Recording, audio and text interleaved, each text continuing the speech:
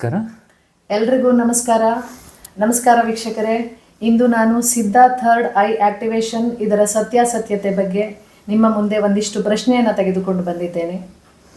ಇದು ಸತ್ಯನಾ ಅಸತ್ಯನಾ ಅದೇನು ಅಂತ ಅನಾವರಣ ಆಗುತ್ತೆ ಈಗ. ನಮಸ್ಕಾರ ಗುರುಗಳೇ, ಸತೀಶ್ ಗುರುಗಳಿಗೆ ನಿಮಗೆ ಈ ಒಂದು ಕಾರ್ಯಕ್ರಮಕ್ಕೆ ಸ್ವಾಗತವನ್ನು ಕೋರ್ತಾ ಇದ್ದೇನೆ. ನಾನು ರೂಪಾ ಹೆಗಡೆ ಅಂತ. ನನ್ನ ಮೊಟ್ಟ ಮೊದಲನ ಪ್ರಶ್ನೆ ಏನು ಅಂತಂದರೆ, ಈ ಸಿದ್ಧಾ ಥರ್ಡ್ ಐ ಆಕ್ಟಿವೇಶನ್ ಇದು ಸತ್ಯನಾ? ಎಸ್, ಭಾಳ ಒಳ್ಳೆಯ ಪ್ರಶ್ನೆ ಕೇಳಿದಾರಮ್ಮ. ನೋಡಿ, ಸಿದ್ಧ ಅನ್ನೋದು ರೆಡಿಮೇಡ್ ಟೆಕ್ನಾಲಜಿ. ಈಗ ಹೇಗೆ ಮೊಬೈಲನ್ನು ಯೂಸ್ ಮಾಡ್ತಾ ಇದ್ದೀವಿ ತಾನೆ, ಮೊಬೈಲಲ್ಲಿ ಸಿಮ್ ಹಾಕಿ ಅದಕ್ಕೆ ರೀಚಾರ್ಜ್ ಮಾಡಿದ್ರೆ ಅದನ್ನು ಯಾರು ಬೇಕಾದರೂ ಕೂಡ ಮೊಬೈಲಲ್ಲಿ ಮಾತಾಡ್ತಾ ಇದ್ದೀವಿ, ಮೊಬೈಲಲ್ಲಿ ವಿಡಿಯೋ ನಾವು ನೋಡ್ತಾ ಇದ್ದೀವಿ. ಮೊದಲು ಇದನ್ನು 50 ವರ್ಷ ಹಿಂದೆ ಇದೇ ಸೇಮ್ ನಾವು ವಿಚಾರ ಮಾಡಿದ್ರೆ ನಂಬಲಿಕ್ಕೆ ಸಾಧ್ಯತೆ ಇತ್ತಾ? ಇಲ್ಲ ತಾನೆ. ಹಾಂ, ಹಾಗಾಗೇ ಇದು ಕೂಡ ಸಿದ್ಧ ಅನ್ನೋದು ಒಂದು ಟೆಕ್ನಾಲಜಿ. ಆಗಿನ ಕಾಲದಲ್ಲಿ ದಿವ್ಯ ದೃಷ್ಟಿ ಅಂತ ಹೇಳ್ತೀವಿ. ಕಣ್ಣು ಇಲ್ಲಿ ಕುತ್ಕೊಂಡು ಬೇರೆ ಸ್ಥಳದಲ್ಲಿ ಏನು ನಡೀತಾ ಇತ್ತು ಅದು ಗೊತ್ತಾಗ್ತಾ ಇತ್ತು. ಅದೇ ರೀತಿಯಾಗಿ ಶಬ್ದವೇದಿ ಬಾಣ ಅಂತ ಇತ್ತು. ಎಲ್ಲಿ ಶಬ್ದ ಬರ್ತದೆ ಅಲ್ಲಿ ಬಾಣವನ್ನು ಬಿಡ್ತಾ ಇದ್ದು. ಹಾಗಾಗಿ ಇದು ಅತ್ಯಂತ ಸತ್ಯಯುತವಾಗಿದೆ. ಆದರೆ ಇದನ್ನು ಗುರು ಪರಂಪರೆಯ ಮೂಲಕ ಕಲಿತಾಗ ಎಲ್ಲೋ ಒಂದು ಕಡೆ ಏನೋ ಮಾಡ್ತೀವಿ ಅನ್ನೋದಕ್ಕಿಂತನೂ ಒಂದು ಗುರು ಪರಂಪರೆಯಲ್ಲಿ ಒಂದು 25 ವರ್ಷ ಸಾಧನೆ ಮಾಡಿಕೊಂಡು ಅದನ್ನು ವಿದ್ಯೆಯನ್ನು ರಕ್ತಗತ ಮಾಡಿಕೊಂಡು ವಿದ್ಯಾರ್ಥಿಗಳಿಗೆ ನಾವು ಹೇಳಿಕೊಟ್ಟಿದ್ದೇ ಆದರೆ, ಸರಿಯಾದ ಗುರುವಿಂದ ಸರಿಯಾದ ಶಿಷ್ಯನಿಗೆ ಹೇಳಿಕೊಟ್ಟಿದ್ದೇ ಆದರೆ ಅದು ಸಿದ್ಧ ಅನ್ನೋದು ಪರಿಪೂರ್ಣವಾದಂಥ ವಿದ್ಯೆ ಆಗಿದೆ ಅಂತ ನಾನು ಹೇಳ್ತೇನೆ. ಓಕೆ, ನೀವು ಏನು ಹೇಳ್ತಿದ್ದೀರಾ ಅಂದರೆ, ಯಾವುದೇ ಒಂದು ವಿದ್ಯೆಯನ್ನು ಸಿಸ್ಟಮಲ್ಲಿ ಕಲಿಬೇಕು, ಪರಂಪರೆಯ ಮೂಲಕ ಕಲಿಬೇಕು ಅಂತ ಹೇಳ್ತಾ ಇದ್ದೀರಿ. ಅದಕ್ಕೆ ಪೂರಕವಾಗಿ ನನ್ನ ಇನ್ನೊಂದು ಪ್ರಶ್ನೆ ಗುರುಗಳೇ, ಅಷ್ಟಕ್ಕೂ ಸಿದ್ಧ ಪರಂಪರೆ ಅಂದರೆ ಏನು? ಸಿದ್ಧ ಅನ್ನೋದು ಅದೇ ಹೇಳಿದ್ನಲ್ಲ, ರೆಡಿಮೇಡ್ ಟೆಕ್ನಾಲಜಿ ಅಂತ. ಅಂದರೆ ಏನಾದರೂ ಈಗ ನಾವು ಹೇಗೆ ಮೊಬೈಲ್ ಯೂಸ್ ಮಾಡ್ತೀವಿ, ಕಂಪ್ಯೂಟರ್ ಯೂಸ್ ಮಾಡ್ತೀವಿ, ಫೋನ್ ಯೂಸ್ ಮಾಡ್ತೀವಿ, AI ಯೂಸ್ ಮಾಡ್ತೀವಿ, ಅವೆಲ್ಲ ಏನಿದೆ ರೆಡಿಮೇಡ್ ಟೆಕ್ನಾಲಜಿ. ಇವತ್ತೆಲ್ಲರಿಗೂ ಸಮಯದ ಅಭಾವ ಇದೆ. ಕಡಿಮೆ ಸಮಯದಲ್ಲಿ ಹೆಚ್ಚಿನ ಮಟ್ಟದ ಒಂದು ಸಾಧನೆಯನ್ನು ಮಾಡಲಿಕ್ಕೆ ತಂದೆ ತಾಯಿಗಳು, ಪೇರೆಂಟ್ಸ್ಗಳು, ಜನತೆ, ವಿದ್ಯಾರ್ಥಿಗಳು ಬಯಸ್ತಾ ಇದ್ದಾರೆ. ಮೊದಲಿನ ಹಾಗೆ ಒಂದು 8 ತಾಸು ಕುತ್ಕೊಂಡು ಓದ್ರಿಪ್ಪ ಅಂದರೆ ಓದುವಂಥ ಸಾಮರ್ಥ್ಯ ಮಕ್ಕಳಲ್ಲಿ ಕಮ್ಮಿ ಆಗ್ತಾ ಇದೆ. ಹಿಂದಿನ ಕಾಲದಲ್ಲಿ ಋಗ್ವೇದ, ಯಜುರ್ವೇದ, ಸಾಮವೇದ, ಅಥರ್ವಣ ವೇದವನ್ನು ಕಂಠಸ್ಥ 1,00,000 ಶ್ಲೋಕಗಳನ್ನು ಕಂಠಸ್ಥ ಹೇಳ್ತಾ ಇದ್ರು. ಇವತ್ತು ವಿದ್ಯಾರ್ಥಿಗಳಿಗೆ 6 ಬುಕ್ಕು ಓದಲಿಕ್ಕೆ ಸಮಸ್ಯೆ ಆಗಿದೆ. ಸಿಲೆಬಸ್ ಓದೋಕ್ಕೆ ಆಗಲ್ಲ ಅಂತ ಹೇಳ್ತಾ ಇದ್ದೀರಿ. ಔಟ್ ಆಫ್ ಸಿಲೆಬಸ್ ಎಲ್ಲಿಂದ ಓದೋದು ಅಂತ. ಖಂಡಿತವಾಗ್ಲೂ ಪರಂಪರೆಯ ಮೂಲಕ ಒಂದು ರೆಡಿಮೇಡ್ ಪರಂಪರೆ ಇದು, ಅಥವಾ ಒಂದು ರೆಡಿಮೇಡ್ ಟೆಕ್ನಾಲಜಿ ಅಂತ ಹೇಳ್ತಾ ಇದ್ದೀರಿ. ಹೇಗೆ ಮೊಬೈಲ್ ಎಲ್ಲ ರೆಡಿ ಆಗಿದೆಯೋ ಅದೇ ಥರ ಇದು ಒಂದು ಕೂಡ ಟೆಕ್ನಾಲಜಿ ಅನ್ನೋದು ನಿಜವಾಗ್ಲೂ ಖುಷಿ ಆಗುತ್ತೆ ಆ್ಯಂಡ್ ಇಂಟ್ರೆಸ್ಟಿಂಗ್ ಆಗಿದೆ ಕೂಡ. ಇದು ಈ ಸಿದ್ಧ ಹೀಲಿಂಗ್ ಸಾಧನೆಯನ್ನೇ ಯಾಕೆ ಮಾಡಬೇಕು ಅಂತ ಹೇಳ್ತೀರಿ ಗುರುಜಿ ತಾವು?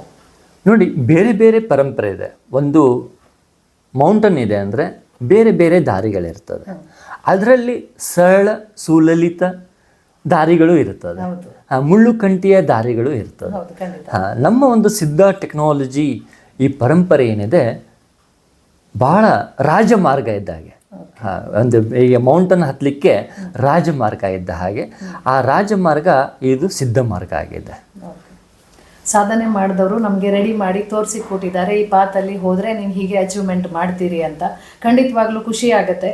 ಹಾಗೇನೆ ಗುರುಜಿ, ಈ ಸಿದ್ಧ ಹೀಲಿಂಗ್ ಥರ್ಡ್ ಐ ಟೆಕ್ನಾಲಜಿಯನ್ನು ಕಲಿಯೋದ್ರಿಂದ ವಿದ್ಯಾರ್ಥಿಗಳಿಗೆ ಏನಾದರೂ ಸೈಡ್ ಎಫೆಕ್ಟ್ ಅವ್ರ ಅಡ್ಡ ಪರಿಣಾಮ ಏನಾದರೂ ಆಗುತ್ತಾ, ಅಥವಾ ಇದರ ಸಾಧಕ ಬಾಧಕಗಳೇನು ಅನ್ನೋದು ನನ್ನ ಪ್ರಶ್ನೆ.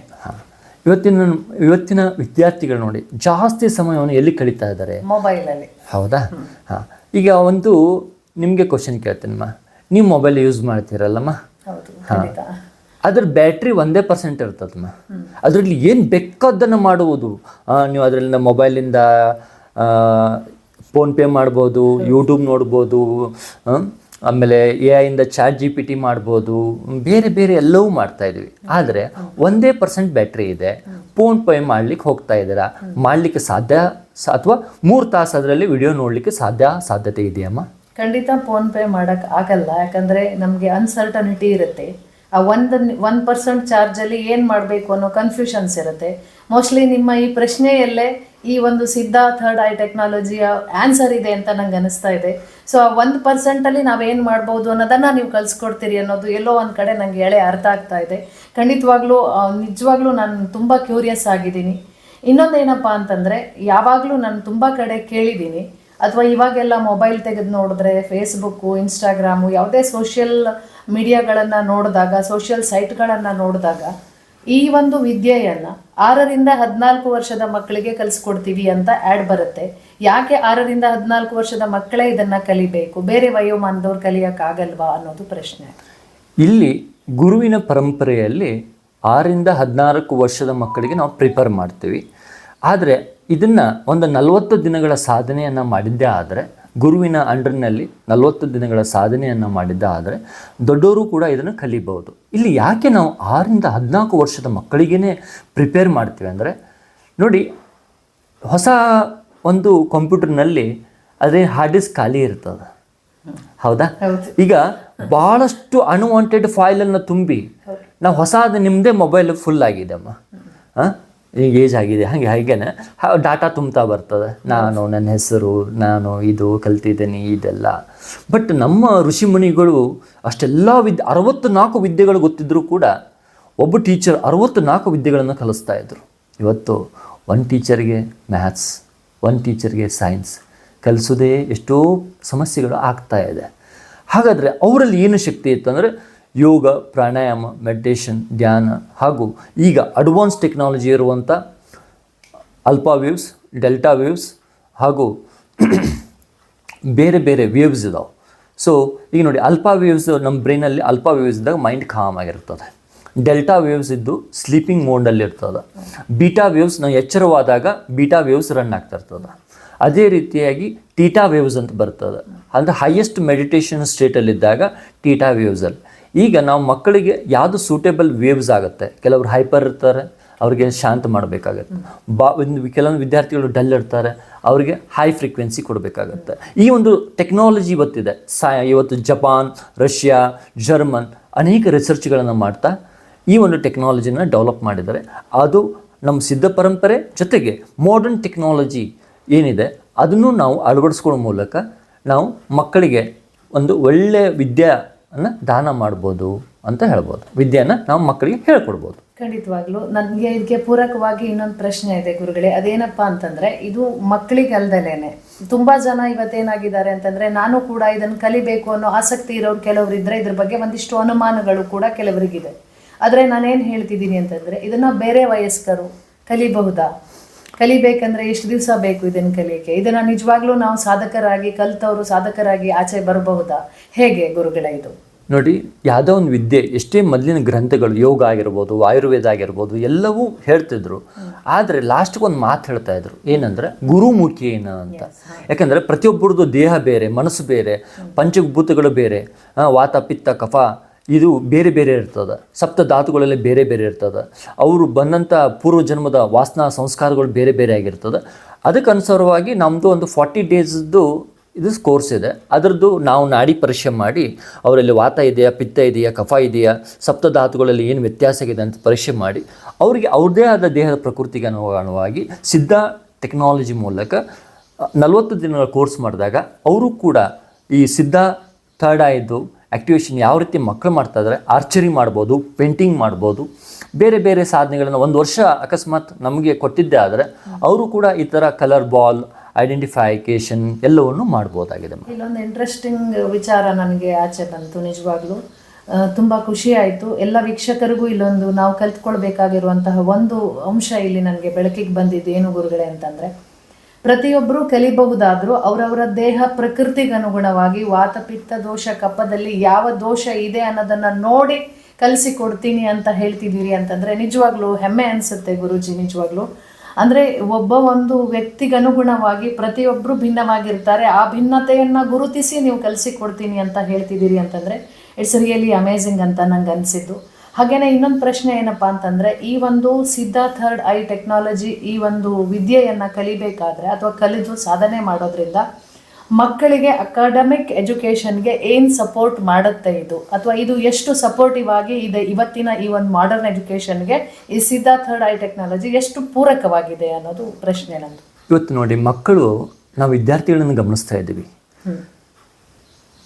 ಮಾರ್ನಿಂಗ್ ಮುಂಜಾನೆಯಿಂದ ಸ್ಕೂಲಿಗೆ ಹೋಗ್ತಾ ಇದ್ದಾರೆ, ಮತ್ತೆ ಬಂಧುಗಳು ಟ್ಯೂಷನ್ ಹೋಗ್ತಾ ಇದ್ದಾರೆ. ಹೌದು ಬುಕ್ ಎಷ್ಟಿದಮ್ಮ? 6 ಬುಕ್ ಇದಾವೆ. ಹೌದು 6 ಬುಕ್ ಮ್ಯಾಥ್ಸು, ಸೈನ್ಸು, ಕನ್ನಡ ಇವೆಲ್ಲರೂ ಕಲಿಸ್ತಾ ಇದ್ದಾರೆ.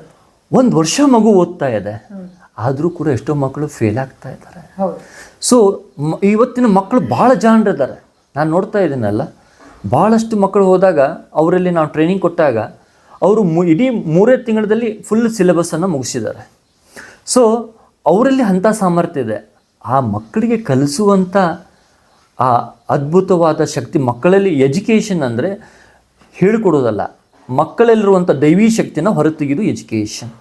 ಮಕ್ಕಳಲ್ಲಿ ಕಲೆ ಇರ್ತದೆ, ಹೆಚ್ಚೆಚ್ಚು ಓದುವಂಥ ಶಕ್ತಿ, ಹೆಚ್ಚೆಚ್ಚು ಬರೆಯುವಂಥ ಶಕ್ತಿ ಇರ್ತದೆ, ಹೆಚ್ಚೆಚ್ಚು ನೆನಪು ಮಾಡಿಕೊಳ್ಳುವಂಥ ಶಕ್ತಿ. ಅವರಲ್ಲಿರುವಂಥ ಶಕ್ತಿಯನ್ನು ಗುರುತಿಸಿ ಅದನ್ನು ಹೊರತೆಗೆದು ನಿಮ್ಮಲ್ಲಿ ಇಂಥ ಪವರ್ ಇದೆ ಅಂತ ತೋರಿಸಿಕೊಡೋದೇ ಸಿದ್ಧ ಟೆಕ್ನಾಲಜಿ. ವಂಡರ್ಫುಲ್ ಗುರುಜಿ. ನಿಜವಾಗ್ಲೂ ಇದು ಯಾವಾಗ ಇದು ಸಾರ್ಥಕವಾಗತ್ತೆ, ಹೆಚ್ಚು ಹೆಚ್ಚು ಸಮಾಜಮುಖಿಯಾಗಿ ಕೆಲಸ ಮಾಡುತ್ತೀವಿ, ಆಗ ಇದು ಇನ್ನಷ್ಟು ಈ ಒಂದು ಶಿಕ್ಷಣದ ವಿಚಾರದಲ್ಲಿ ಪರಿಪೂರ್ಣತೆ ಸಾಧ್ಯ ಅನ್ನೋದನ್ನು ಕೂಡ ಈ ಮೂಲಕ ನಾವು ಅರ್ಥ ಮಾಡ್ಕೋಬೋದು ಅನ್ನೋದನ್ನು ಹೇಳಿದ್ರಿ ಗುರುಜಿ. ನಮ್ಮದು ಇನ್ನೊಂದು ಪ್ರಶ್ನೆ ಇದೆ. ಆ್ಯಕ್ಚುಲಿ ಯಾಕೆ ಇದನ್ನು ನಾನು ಮತ್ತೆ ಮತ್ತೆ ಕೇಳ್ತಾ ಇದ್ದೀನಿ ಅಂತಂದರೆ, ಈಗ ಆಲ್ರೆಡಿ ಏನಾಗುತ್ತೆ ಅಂತಂದರೆ, ದೃಷ್ಟಿ ಇರೋರಿಗೆ ಈ ಒಂದು ವಿದ್ಯೆಯನ್ನು ತುಂಬ ಜನ ಕಲಿಸಿದ್ದನ್ನು ನಾನು ಕೇಳಿದ್ದೀನಿ. ದೃಷ್ಟಿ ಆಲ್ರೆಡಿ ಇಲ್ಲದೆ ಇರೋವಂಥವ್ರು, ದೃಷ್ಟಿಹೀನ ಮಕ್ಕಳು, ಜನ್ಮತಃ ಅವ್ರಿಗೆ ದೃಷ್ಟಿನೇ ಇಲ್ಲ ಅನ್ನುವಂತಹ ಮಕ್ಕಳಿಗೆ ಕೂಡ ಈ ಒಂದು ವಿದ್ಯೆಯನ್ನು ನೀವು ಧಾರೆ ಎರೆದಿದ್ದೀರಿ, ಕಲಿಸಿ ಸೈ ಅನ್ಸ್ಕೊಂಡಿದ್ದೀರಿ ಅನ್ನೋದನ್ನು ಕೇಳ್ಪಟ್ಟೆ. ಸೊ ಇದಕ್ಕೆ ತಾವೇನು ಹೇಳ್ತೀರಿ? ಇದು ಹೇಗೆ ಸಾಧ್ಯ ಆಯಿತು? ನಿಜವಾಗ್ಲೂ ನಾನು ಈ ಒಂದು ವಿಚಾರದಲ್ಲಿ ಇದು ಸಾಧ್ಯನಾ, ಸುಳ್ಳ, ಇದು ಸಾಧ್ಯ ಆಗತ್ತಾ, ಇದು ಸತ್ಯನಾ ಅಂತ ತುಂಬ ಜನಕ್ಕೆ ಇದೊಂದು ಕ್ವಶನ್ ಇದೆ, ನನಗೂ ಕೂಡ. ಸೊ ಅದಕ್ಕೋಸ್ಕರ ಈ ಪ್ರಶ್ನೆಯನ್ನು ರೈಸ್ ಮಾಡ್ತಾ ಇದ್ದೀನಿ. ದೃಷ್ಟಿಹೀನ ಮಕ್ಕಳಿಗೆ ಕೂಡ ನೀವು ಈ ಒಂದು ಥರ್ಡ್ ಐ ಟೆಕ್ನಾಲಜಿಯನ್ನು ಕಲಿಸಿಕೊಟ್ಟಿದ್ದೀರಿ ಅಂತ, ಇದು ಸಾಧ್ಯವಾ? ಇದು ನೋಡಿ ಭಾಳ ಅದ್ಭುತವಾದ ಪ್ರಶ್ನೆ. ಇಲ್ಲಿ ಏನಿದೆ ಅಂದರೆ, ಈಗ ಎಲ್ಲವೂ ಫ್ರೀಕ್ವೆನ್ಸಿ ಆ್ಯಂಡ್ ವೈಬ್ರೇಷನ್, ಎಲ್ಲವೂ ಏನಿದೆ ಸೈನ್ಸ್ ಏನು ಹೇಳುತ್ತೆ ಅಂದರೆ everything is frequency and vibration. ಹಾಂ, ಕೆಲವೊಂದು ಲೋ ಫ್ರೀಕ್ವೆನ್ಸಿಯಲ್ಲಿ ಇರ್ತದೆ, ಇನ್ನೊಂದು ಹೈ ಫ್ರೀಕ್ವೆನ್ಸಿಯಲ್ಲಿ ಇರ್ತದೆ. ಈಗ ನಮ್ಮ ಬ್ರೈನಿಗೂ ಇಲ್ಲಿರುವಂಥ ಬ್ರೈನಲ್ಲಿರುವಂಥ ಆಪ್ಟಿಕಲ್ ಶಬ್ದ, ಮ್ಯಾಥಮೆಟಿಕ್ಸ್, ಸ್ಮೆಲ್, ಟೇಸ್ಟ್, ಇವು ಪಂಚೇಂದ್ರಿಯಗಳು. ರೂಪ, ರಸಗಂಧ, ಇವೆಲ್ಲ ಪಂಚೇಂದ್ರಿಯಗಳು. ನಮ್ಮದು ಒಂದು ಕಣ್ಣಿಲ್ಲ, ದೃಷ್ಟಿ ಇಲ್ಲ, ಆದರೆ ಕಿವಿಯಿಂದ ಶಬ್ದ ಕೇಳುತ್ತೆ, ಮೂಗಿಂದ ಸ್ಮೆಲ್ ಬರುತ್ತೆ, ನಾಲಿಗೆಯಿಂದ ರುಚಿ ನೋಡ್ತಾ ಇದ್ದೀವಿ. ಅದೇ ರೀತಿಯಾಗಿ ಕಣ್ಣು ಮುಚ್ಚಿದಾಗೂ ಕೂಡ ನಮ್ಮ ಆತ್ಮೀಯರು ಯಾರಾದರೂ ಬಂದರೆ ನಮಗೆ ಫೀಲ್ ಆಗುತ್ತೆ. ಅಂದರೆ ನಮ್ಮ ವೈಫ್ ಮಾತಾಡಿದ್ರೆ ಅಂತ ಹೇಳ್ಬೋದು ತಾನೆ. ಹಾಗೇನೆ ಇಲ್ಲೂ ಕೂಡ ಇದು ಒಂದು ಟೆಕ್ನಾಲಜಿ ಮೂಲಕ, ಸಿದ್ಧ ಒಂದು ಪರಂಪರೆ ಟೆಕ್ನಾಲಜಿ ಮೂಲಕ ಪ್ರಾಣಾಯಾಮ, ಧ್ಯಾನ, ಮೆಡಿಟೇಷನ್ ಹಾಗೂ ಜಪಾನ್ನಲ್ಲಿರುವಂಥ ಹೈ ಫ್ರೀಕ್ವೆನ್ಸಿ ಬ್ರೈನ್ ಫ್ರೀಕ್ವೆನ್ಸಿ ಈ ಮೆಡಿಟೇಷನ್ ಮೂಲಕ, ಹಾಗೂ ನೋಡಿ ಈಗ 369 ಏನಿದೆ ಇದು ಫ್ರೀಕ್ವೆನ್ಸಿ ಬಂದ್ಬಿಟ್ಟು ರೆಡ್ ಕಲರ್ದು. ಈ ಬ್ರೈನಿಗೆ ಅದಕ್ಕೆ ನಾವು ಟ್ಯೂನಪ್ ಆದರೆ, ಕಣ್ಣು ಇಲ್ಲದೆ ಇದ್ದ ಮಕ್ಕಳು ಕೂಡ ಆ ಫ್ರೀಕ್ವೆನ್ಸಿ 369 ಏನಿದೆ ಆ ಫ್ರೀಕ್ವೆನ್ಸಿ ವೈಬ್ರೇಷನ್ ಮಾಡಿದ್ರೆ ಇದೇ ರೆಡ್ ಕಲರ್ ಅಂತ ಹೇಳ್ತಾರೆ. ಅದೇ ರೀತಿಯಾಗಿ above 300 orange colour, 400 above frequency ಏನಿದೆ ಅದು ಆರೆಂಜ್ ಕಲರ್ ಫ್ರೀಕ್ವೆನ್ಸಿ. ಅದನ್ನು ಬ್ರೈನಿಂದ ಅವ್ರಿಗೆ ನಾವು ಫೀಲ್ ಮಾಡಿಸಿದಾಗ ಅದು ಇದೇ ಆರೆಂಜ್ ಕಲರ್ ಅಂತ ಹೇಳ್ತಾರೆ. ಕಲಿಯು ಮಠ ಬ್ರಹ್ಮವಿದ್ಯೆ ಕಲ್ತ ಮೇಲೆ ಗೊತ್ತಿರುತ್ತೆ. ನಿಜವಾಗ್ಲೂ ಖುಷಿ ಆಯಿತು ಗುರುಗಳೇ. ನನಗೆ ಈ ಒಂದು ಪ್ರಶ್ನೆ ತುಂಬ ಕಾಡ್ತಾ ಇತ್ತು, ಅದಕ್ಕೆ ಪರಿಪೂರ್ಣವಾದಂಥ ಉತ್ತರ ಸಿಕ್ಕಿದೆ. ಆ್ಯಕ್ಚುಲಿ ಇನ್ನೊಂದು ಪ್ರಶ್ನೆ ಏನಿದೆ ಅಂತಂದರೆ, ನನಗೆ ತುಂಬ ಜನ ಈ ಒಂದು ಸಿದ್ಧ ಥರ್ಡ್ ಐ ಟೆಕ್ನಾಲಜಿ, ಈ ಒಂದು ಹೀಲಿಂಗ್ ಥೆರಪಿಯನ್ನು ಹೇಳ್ಕೊಡುವಂತಹ ಮಾಸ್ಟ್ರಿಗಳನ್ನು ಅಥವಾ ಸೆಂಟರ್ಗಳನ್ನು ನಾನು ಕೇಳಿದ್ದೀನಿ. ಯಾಕೆ ನಿಮ್ಮ ಹತ್ರನೇ ಕಲಿಬೇಕು, ಯಾಕೆ ನೀವು ಇದನ್ನು ಕಲಿಸ್ತೀರಿ, ಹೇಗೆ ಕಲಿಸ್ತೀರಿ, ಆ್ಯಂಡ್ ಇನ್ನೊಂದೇನಪ್ಪ ಅಂತಂದರೆ, ನೀವು ಕಲಿಸಿರೋದಕ್ಕೆ ನೀವು ಇದು ಸತ್ಯ, ಇದನ್ನು ನಾನು ಸಕ್ಸಸ್ ಅಥವಾ ಸಕ್ಸೀಡ್ ಅಂತ ಹೇಳ್ಕೊಳಕ್ಕೆ ನಿಮ್ಮ ಹತ್ರ ಸೈಂಟಿಫಿಕಲಿ ಏನು ಪ್ರೂಫನ್ನು ಕೊಡೋಕ್ಕೆ ಸಾಧ್ಯ ಆಗ್ತಾ ಇದೆ? ಒಂದನೇದಾಗಿ ನಮ್ಮದು academically education, BEd, M.Ed, MA, PG diploma in yoga, national international gold medalist. ಅದೇ ರೀತಿಯಾಗಿ 25 ವರ್ಷಗಳಿಂದ ಧ್ಯಾನ, ಪ್ರಾಣಾಯಾಮ, ಯೋಗ ಸಾಧನೆಯನ್ನು ವೈಯಕ್ತಿಕ ಸಾಧನೆ ಹಾಗೂ ಕಲಿಸ್ತಾ ಬಂದಿದ್ದೀವಿ. ಇದರಲ್ಲಿ ನಾವು ರಿಸರ್ಚ್ ಮಾಡಿದವರು ಏನಪ್ಪ ಅಂದರೆ, ಪ್ರತಿಯೊಬ್ಬರಲ್ಲೂ ಭಗವಂತನ ಶಕ್ತಿ ಇದೆ. ಮಂಗನಿಂದ ಮಾನವ ಅಲ್ಲ, ನಾವೆಲ್ಲ ಭಗವಂತನ ಮಕ್ಕಳು, ನಾವೆಲ್ಲ ಭಗವಂತನ ವಿದ್ಯಾರ್ಥಿಗಳು, ಭಗವಂತನ ಮಕ್ಕಳು. ನೋಡಿ, ಒಂದು ತಂದೆಯಲ್ಲಿ DNA ಏನು ಪೊಟೆನ್ಷಿಯಲ್ ಇದೆಯೋ ಮಕ್ಕಳಲ್ಲೂ ಅದೇ DNA ಪೊಟೆನ್ಷಿಯಲ್ ಇರುತ್ತೆ ತಾನೆ. ಹುಲಿಯ ಹೊಟ್ಟೆಯಲ್ಲಿ ನರಿ ಹುಟ್ಟುತ್ತಲ್ಲ, ಹುಲಿಯ ಹೊಟ್ಟೆಯಲ್ಲಿ ಹುಲಿ ಹುಟ್ಟುತ್ತೆ. ಹಾಗಾಗಿನೇ ಮನುಷ್ಯನ ನಮ್ಮ ಎಲ್ಲ ಈ DNA ಏನಿದೆ ಮಹಾನ್ ವ್ಯಕ್ತಿಗಳದ್ದು DNA. ಏನಾಗ್ತಾ ಇದೆ ಅಂದರೆ ನಮಗೆ ನಾವೆಲ್ಲ ಜಂಕ್ ಫುಡ್ ಯೂಸ್ ಮಾಡ್ತಾ ಇದ್ವಿ, ಕೆಮಿಕಲ್ ಎಲ್ಲ ಯೂಸ್ ಮಾಡ್ತಾರೆ. ಆಮೇಲೆ ಎಲ್ಲ ಅನ್ವಾಂಟೆಡ್ ಫುಡ್ಡು, ಅನ್ವಾಂಟೆಡ್ ಎಲ್ಲ 2 ಮಿನಿಟ್ಸೇ ಆಗುವಂತೆಲ್ಲ ಫುಡ್ಡು. ನಮ್ಮ ಹಿರಿಯರು ಇವರೆಲ್ಲ ನ್ಯಾಚುರಲ್ ಫುಡ್ಡು ಯೂಸ್ ಮಾಡ್ತಾಯಿದ್ರು, ಆರ್ಗ್ಯಾನಿಕ್ ಫುಡ್ ಯೂಸ್ ಮಾಡ್ತಾಯಿದ್ರು. ಅವ್ರ ಆಯುಷ್ಯ 100 ವರ್ಷ ಇತ್ತು. ಇವತ್ತು ನಮ್ಮ ಆಯುಷ್ಯ ಎಲ್ಲ ಟೆಕ್ನಾಲಜಿ ಎಲ್ಲ ಇದೆ, ಆಯುಷ್ಯ ಎಷ್ಟಾಗ್ತಾ ಇದೆ, 60 ವರ್ಷಕ್ಕೆ ಬರ್ತಾ ಇದೆ. ಮಕ್ಕಳು ಎಷ್ಟೋ ಡಿಗ್ರಿಗಳನ್ನು ಮಾಡ್ಕೊಂಡ್ರೆ ಹಂಗಾರೆ ನಾವು ಯಾವ ಸಮಾಜವನ್ನು ಕಟ್ತಾ ಇದ್ದೀವಿ ಅನ್ನೋ ಒಂದು ಪ್ರಶ್ನೆ ಕಾಡುತ್ತೆ. ಅದಕ್ಕೋಸ್ಕರ ನಾವು 25 ವರ್ಷ ಇದರಲ್ಲಿ ಸಾಧನೆ ಮಾಡಿ, ನಮ್ಮ ಗುರುಗಳು ಶೂನ್ಯ ಸಿದ್ಧರಂತ ಅವರು ಒಂದು ತಮಿಳುನಾಡಲ್ಲಿ ನಾನು ಇದು ವಿದ್ಯೆನ ಕಲಿತು ನಮಗೆ ಅವರು ದೀಕ್ಷೆಯನ್ನು ಕೊಟ್ಟು ಇದನ್ನು ಸಮಾಜಕ್ಕೆ ಕೊಡು ಅಂತ ಕೊಟ್ಟಿದ್ದಾರೆ. ಇದಕ್ಕೇನಿದೆ ವಿತ್ ಸೈಂಟಿಫಿಕ್ ನಾವು ಎಜುಕೇಷನಲ್ಲಿ ಕೆಲಸ ಮಾಡೋದ್ರಿಂದ ಮತ್ತು BEd ಅಂಜುಮನ್ BEd ಕಾಲೇಜ್ನಲ್ಲೂ ಸೈಕಾಲಜಿ ಒಂದೆರಡು ವರ್ಷ ಟೀಚ್ ಮಾಡೋದ್ರಿಂದ ಇದ್ರ ಬಗ್ಗೆ, ಆಮೇಲೆ ಯೋಗಿಕ್ ಸೈಕಾಲಜಿ ನಮ್ಮದು PG ಡಿಪ್ಲೊಮಾದಲ್ಲಿ ಸೈಕಾಲಜಿ ಬರ್ತದೆ, ಸೊ BEdಲ್ಲೂ ಸೈಕಾಲಜಿ ಬರ್ತದೆ, ಮತ್ತು ಯೋಗದಲ್ಲಿ ಸೈಕಾಲಜಿ ಬರ್ತದೆ. ಇವೆಲ್ಲನೂ ಕಲಿತಾಗ ಆಮೇಲೆ ಎಲ್ಲವೂ ಭಾಳಷ್ಟು ಗುರುಗಳ ಹತ್ತಿರ ನಾವು ಹೋಗಿ ಅವ್ರ ಸೇವೆ ಮಾಡಿ ವಿದ್ಯೆನ ಕಲ್ತಿದ್ವಿ. ಅವರ ಒಂದು ಆಶೀರ್ವಾದ, ಕೃಪಾ ಆಶೀರ್ವಾದದಿಂದ ಅದಕ್ಕೆ ಸೈಂಟಿಫಿಕ್, ಅನಾಟಮಿ, ಫಿಸಿಯಾಲಜಿ ಮತ್ತು ಇಮೋಷನ್, ಸ್ಪಿರಿಚುವಲ್ ಇವೆಲ್ಲನೂ ಕಾಂಬಿನೇಷನ್ ಮಾಡಿಕೊಂಡು 100% ರೈಟ್ ಗೈಡೆನ್ಸ್, ರೈಟ್ ಅಂಡರ್ಸ್ಟ್ಯಾಂಡಿಂಗ್ನಲ್ಲಿ ಮಕ್ಕಳಿಗೆ ಹೇಳ್ಕೊಡ್ತಾ ಇದ್ದೀವಿ. ಇದರ ಸದುಪಯೋಗವನ್ನು ಪೇರೆಂಟ್ಸು, ಮಕ್ಕಳು ಪಡ್ಕೋಬೋದು. ಓಕೆ ಗುರುಗಳೇ, ಇದಕ್ಕೆ ಪೂರಕವಾಗಿ ನಂದು ಇನ್ನೊಂದು ಪ್ರಶ್ನೆ ಇದೆ. ಏನಪ್ಪ ಅಂತಂದರೆ, ನೀವು ಮಾತಾಡ್ತಾ ನಾನು ಯಾವ್ಯಾವ ಗುರುಗಳ ಹತ್ರ ಯಾವ್ಯಾವ ಥರ ಶಿಕ್ಷಣವನ್ನು ತಗೊಂಡೆ, ಎಷ್ಟು ಕಷ್ಟಪಟ್ಟು ಶಿಕ್ಷಣವನ್ನು ತಗೊಂಡೆ ಅಂತ ಹೇಳಿದ್ರಿ. ನಿಜವಾಗ್ಲೂ ನಮ್ಮಲ್ಲಿ ಒಂದು ಮಾತಿದೆ, ಸಾಧಕ ವಿದ್ಯಾ ಬಾಧಕ ದ್ರವ್ಯ ಅಂತ. ಅಂದರೆ ವಿದ್ಯೆಯನ್ನು ನಾವು ಸಾಧನೆ ಮಾಡ್ಕೋಬೇಕು, ವಿದ್ಯೆಯನ್ನು ನಮಗೆ ಕರಗತ ಮಾಡ್ಕೋಬೇಕು ಅಂದರೂ ನಾವು ಸಾಧನೆ ಮಾಡಬೇಕು, ನಿರಂತರ ಪ್ರಯತ್ನ ಇರಲೇಬೇಕು ಅನ್ನುವಂತಹ ಒಂದು ವಾಕ್ಯ ಅಥವಾ ಸತ್ಯ ಅದರಲ್ಲಿ ಅಡಗಿರೋದು ನಮಗೆ ಗೊತ್ತಾಗುತ್ತೆ. ಇದೇ ರೀತಿ ನೀವು ಆ ಒಂದು ಸತ್ಯವನ್ನು ಅರ್ಥ ಮಾಡಿಕೊಂಡು ಈ 64 ವಿದ್ಯೆಯಲ್ಲಿ ಎಷ್ಟು ಥರದ ವಿದ್ಯೆಯನ್ನು ಪರಿಣತಿ ಪಡೆದಿದ್ದೀರಿ. ಯಾಕೆಂದರೆ ಈ ಒಂದು ಸಿದ್ಧಾ ಥರ್ಡ್ ಐ ಟೆಕ್ನಾಲಜಿ ಹೊರತಾಗಿ ನೀವು ಬೇರೆ ಬೇರೆ ಒಂದು ಸ್ಪೆಷಲ್ ಆಗಿರುವಂತಹ ವಿದ್ಯೆಗಳನ್ನು ಅಥವಾ ಸಾಧನೆಯನ್ನು ಮಾಡಿ ಸೈ ಎನಿಸಿಕೊಂಡಿದ್ದೀರಿ ಅಂತ ಕೂಡ ಕೇಳಿದ್ದೀನಿ. ಸೊ ಅದಕ್ಕೆ ನನ್ನದೊಂದು ಈ ಪ್ರಶ್ನೆ ಇಲ್ಲಿ ಕೇಳ್ತಾ ಇರುವಂಥದ್ದು. ಸೊ ಎಷ್ಟು ಸಾಧ್ಯತೆಗಳನ್ನು ಹೊರತುಪಡಿಸಿ ನೀವು ಇಷ್ಟೆಲ್ಲ ವಿದ್ಯೆಯನ್ನು ಹೇಗೆ ಸಾಧನೆ ಮಾಡಿಕೊಂಡ್ರಿ, ಆ್ಯಂಡ್ ಎಷ್ಟು ವಿದ್ಯೆ ನಿಮ್ಮ ಕೈಯಲ್ಲಿ ಕರಗತ ಆಗಿದೆ ಅನ್ನೋದನ್ನು ನಮಗೆ ಹೇಳ್ಬೋದಾ ಗುರು? ಇವತ್ತು ನೋಡಿ, ವಿದ್ಯೆ ಒಂದು ಎಕ್ಸಾಮ್ ಮುಗಿಸಿದ ನಂತರ ಅದೇ ಸೇಮ್ ಕ್ವಶನ್ ಪೇಪರ್ 6 ತಿಂಗಳು ಬಿಟ್ಟು ಕೊಟ್ಟಾಗ ಎಷ್ಟು ಜನ ಬರಲಿಕ್ಕೆ ರೆಡಿ ಇದ್ದಾರಮ್ಮ? ಯಾರು ನಾನು ಕಲಿಬೇಕು ಅಂತ ಆ ಒಂದು ಶಿಕ್ಷಣವನ್ನ ತಗೊಂಡಿದ್ದಾರೆ, ಅದು 6 ತಿಂಗಳಲ್ಲ 6 ವರ್ಷ ಬಿಟ್ಟರು ಬರೀತಾರೆ. ಯಾರು ಅಕಾಡೆಮಿಕ್ ಆಗಿ ಎಕ್ಸಾಮ್ಗೋಸ್ಕರ ಓದಿರ್ತಾರೆ ಅವರು 6 ದಿವಸ ಬಿಟ್ಟರು ಬರೆಯೋಕ್ಕಾಗಲ್ಲ. ಇವತ್ತು ಏನಾಗಿದೆ ಅಂದರೆ ವಿದ್ಯೆ ರಕ್ತಗತ ಆಗ್ತಾ ಇಲ್ಲ. ಈಗ ನೋಡಿ, ಈಗ ನಾನು Siddha handwriting, Siddha photographic memory, Siddha healing, Siddha third eye activation, ಒಂದು 27 ತರಗತಿಗಳನ್ನು ನಾವು ಮಾಡ್ತಾ ಇದ್ದೀವಿ. ಅದರಲ್ಲಿ ಈಗ ನಾನು ಯಾಕೆ ಹ್ಯಾಂಡ್ ರೈಟಿಂಗಿಗೆ ಬಂದೆ ಅಂದರೆ, ನಾನು ಮೆಮ್ರಿ ಹೇಳ್ತಿದ್ದೆ, ಥರ್ಡ್ ಐ ಮಾಡ್ತಿದ್ವಿ. ವಿದ್ಯಾರ್ಥಿಗಳು ಎಕ್ಸಾಮ್ನಲ್ಲಿ ಅಷ್ಟು ಸರಿಯಾಗಿ ಬರಿತಾ ಇದ್ದಿಲ್ಲ, ಅವ್ರಿಗೊಂದು 10 ಮಾರ್ಕ್ಸ್ ಕಮ್ಮಿ ಬರ್ತಾ ಇತ್ತು. ಹಾಗಾಗಿ ಸಿದ್ಧಾ ಹ್ಯಾಂಡ್ ರೈಟಿಂಗ್ ಅಂತ 21 ಡೇಸ್ದು ಕೋರ್ಸ್ ಮಾಡಿದ್ವಿ. ಅದರಲ್ಲಿ ಸಿದ್ಧಾ ಟೆಕ್ನಿಕಾಲಜಿ ಮಾಡಿ ವಿತಿನ್ 21 ಡೇಸಲ್ಲಿ ಎಷ್ಟೇ ವರ್ಸ್ಟ್ ಹ್ಯಾಂಡ್ ರೈಟಿಂಗನ್ನು ಆನ್ಲೈನಲ್ಲಿ ನಾವು ಕ್ಲಾಸ್ ಮಾಡ್ತಾಯಿದ್ವಿ. ಜಾಸ್ತಿ ನಾನು ಆಫ್ಲೈನ್ ಮಾಡ್ತಾ ಇಲ್ಲ, ಆನ್ಲೈನ್ ಕ್ಲಾಸ್ ಮಾಡ್ತಾ, ಅದರಲ್ಲೂ ಅದ್ಭುತವಾದಂಥ ರಿಸಲ್ಟ್ ಬಂದಿದೆ. ಆಮೇಲೆ ಹ್ಯಾಂಡ್ ರೈಟಿಂಗ್ ಆದಮೇಲೆ ಮೆಮ್ರಿ ತೊಗೋತೀವಿ, ಫೋಟೋಗ್ರಾಫಿಕ್ ಮೆಮ್ರಿ ತೊಗೋತೀವಿ. ಆಮೇಲೆ ಆದಮೇಲೆ ನಾನು ಸಿದ್ಧಾ ಥರ್ಡ್ ಐ ಆಕ್ಟಿವೇಶನ್ ಕ್ಲಾಸನ್ನು ಮಾಡ್ತೀವಿ. ಯಾಕೆಂದರೆ ಇವತ್ತು ವಿದ್ಯಾರ್ಥಿಗಳು ಎಕ್ಸಾಮ್ನಲ್ಲಿ ಕರೆಕ್ಟ್ ಟೈಮಿಗೆ ಕರೆಕ್ಟ್ ರಿಕಾಲ್ ಆಗಿ ಎಕ್ಸಾಮಿಂದ ಹೊರಗೆ ಬಂದಾಗ ರಿಕಾಲ್ ಆದರೆ, ಮೆಮರೈಸ್ ಆದರೆ ಉಪಯೋಗಿಲ್ಲ. ಸರಿಯಾದ ಸಮಯದಲ್ಲಿ ಸರಿಯಾದ ಸಮಯಕ್ಕೆ ರಿಕಾಲ್ ಆದರೆ ನಾವು ಎಕ್ಸಾಮ್ನಲ್ಲಿ ಮಗು ಬರೀತದೆ. ಓಕೆ, ಸರಿಯಾದ ಸಮಯದಲ್ಲಿ ಸರಿಯಾದ ವಿಚಾರ ನಮಗೆ ಯಾವ ಸಂದರ್ಭದಲ್ಲಿ ಯಾವುದು ಬೇಕೋ ಅದು ರಿಕಾಲ್ ಆಗಿ ನಮಗೆ ಮೆಮೊರೈಸ್ ಆದಾಗ ಖಂಡಿತವಾಗ್ಲೂ ಎಲ್ಲವೂ ನಮ್ಮ ಉಪಯೋಗಕ್ಕೆ ಬರುತ್ತೆ ಅಂತ ತಿಳಿಸ್ಕೊಟ್ರಿ ಗುರೂಜಿ. ಮತ್ತು ನನ್ನ ಪ್ರಶ್ನೆ ಏನೂ ಇಲ್ಲ, ನಿಜವಾಗ್ಲೂ ನನಗೆ ಎಲ್ಲದಕ್ಕೂ ಉತ್ತರ ಸಿಕ್ತು. ಹೀಗೆ ಹೆಚ್ಚು ಹೆಚ್ಚು ವಿಚಾರಗಳನ್ನು ತಿಳ್ಕೊಳ್ಳೋದಕ್ಕೆ, ನಾವು ಕಲಿಯೋದಕ್ಕೆ, ನಮ್ಮನ್ನು ನಾವು ಈ ಒಂದು ಸಮಾಜಕ್ಕೆ ಗುರುತಿಸಿಕೊಳ್ಳೋದಕ್ಕೆ, ಮೇಲ್ಮಟ್ಟಕ್ಕೇರಿಸ್ಕೊಳ್ಳೋದಕ್ಕೆ ಗುರೂಜಿ ಅಂತವರ ಸಹಕಾರ, ವಿದ್ಯೆ ನಾವು ಕಲಿಯೋಣ ಅಂತ ಹೇಳ್ತಾ ಖಂಡಿತವಾಗ್ಲೂ ಥ್ಯಾಂಕ್ ಯು ವೆರಿ ಮಚ್ ಗುರುಗಳೇ. ನಿಮ್ಮ ಜೀವನದ ಅಮೂಲ್ಯವಾದ ಸಮಯವನ್ನು ಈಗ ಕೊಟ್ಟಿದ್ದಕ್ಕಾಗಿ ಥ್ಯಾಂಕ್ ಯು, ನಮಸ್ಕಾರ. ಧನ್ಯವಾದಗಳು. ಕರ್ನಾಟಕದ ಎಲ್ಲ ಜನತೆಗೆ ಕೇಳ್ಕೊಳ್ಳೋದೇನೆಂದರೆ, ಯಾರು ಇದನ್ನು ಶಿಕ್ಷಕರ ಆಗ್ಲಿಕ್ಕೆ ಬೇಕಾಗಿ ನಮ್ಮಂತೆಯೇ ನೀವು ಕೂಡ ಶಿಕ್ಷಕರ ಆಗ್ಬೇಕಂತಿದ್ದೀರಿ. ನಾವು ಅವ್ರಿಗೂ ಕೂಡ ಈ ವಿದ್ಯೆಯನ್ನು ದಾರಿ ಎರೀಲಿಕ್ಕೆ, ಮಕ್ಕಳಿಗೆ ವಿದ್ಯೆಯನ್ನು ಕೊಡಲಿಕ್ಕೆ, ಸೇವೆ ಮಾಡಲಿಕ್ಕೆ ರೆಡಿ ಇದ್ವಿ. ನಿಮ್ಮೆಲ್ಲರ ಸಹಕಾರ, ಆಶೀರ್ವಾದ ನಮ್ಮ ಮೇಲಿರಲಿ. ಥ್ಯಾಂಕ್ ಯು, ನಮಸ್ಕಾರ. ಧನ್ಯವಾದಗಳು. Thank you.